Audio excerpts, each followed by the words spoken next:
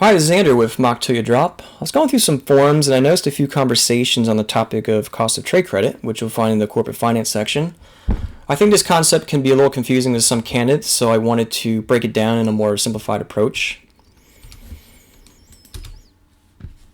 So we're going to work with this one question throughout this video. I'm going to break it down and try to make it a little more intuitive.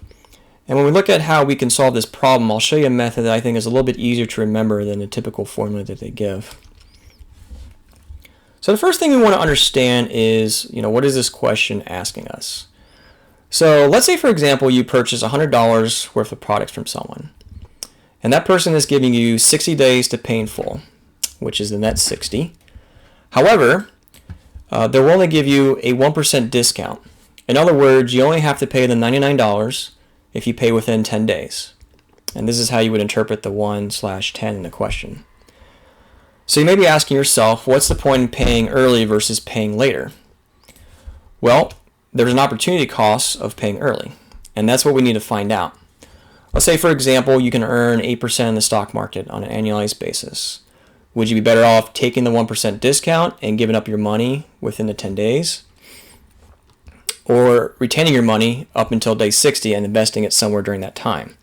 And that's the point of the problem. We need to find out what is the cost of the trade credit in terms of an annualized percentage so that you as an investor know whether or not you should give up your money and get the discount or hold on to your money until day 60 and keep it invested.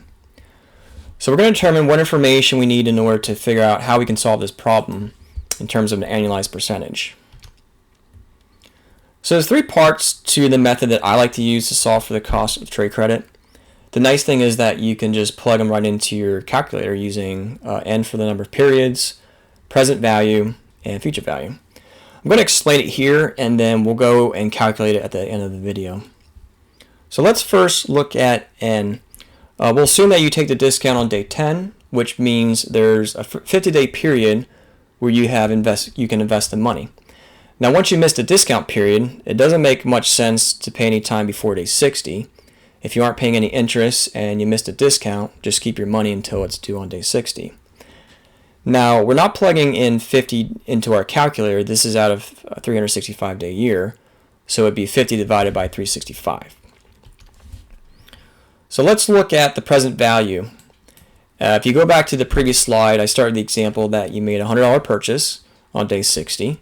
If you pay within 10 days, you get a 1% discount, which is $99. So our present value is $99.